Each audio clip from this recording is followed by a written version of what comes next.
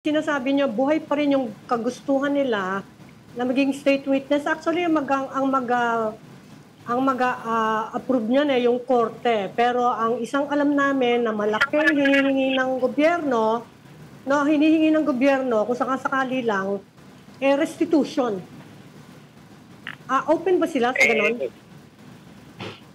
Ma'am, ako bilang abogado, practicing lawyer, na humaharap parati sa korte, ang korte lang naman ho talaga ang makakapag-order ng civil liability o restitution. Oo nga.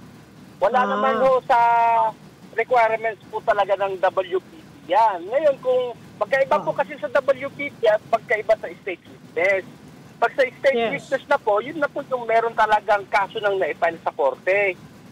So, prosecution po yan. Kung sa RTC, na-file yung kaso, yung DOJ po ang mag-utilize sa kanila kung talagang kailangan sila para makonvict kung sino man yung akusado na kailangan nilang convict.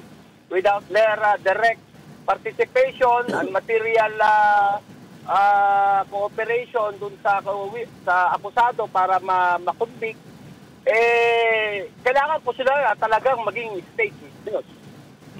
But going back pwede nating sabihin, attorney, na willing silang mag-restitute. Kasi yung korte hihingin din naman yung recommendation ng prosecution. In this case, yung ombudsman siguro or yung National Prosecution Service. Sa tingin nyo yung mag-asawa, willing naman kung sakasakali na hingin nga ng korte na mag-restitution? At willing naman po sila. Bakit naman po hindi sila tatalima sa utos ng korte? Ang sinasabi ko po, ma'am, from the start pa lang nung sumabog itong anomalyang ito, cooperative na yung mag-asawa. Oo. Until now, medyo umayaw lang po sila sa WPP kasi napakaraming kondisyon, paiba-iba. When you say, sir, maraming kondisyon, can you be more specific? Ano po yung, deal breaker sa kanila as far as conditions were concerned? Yung una po, yan yung sinasabi nilang restitution. Hindi naman ho malinaw kung magkano yung i-restitute.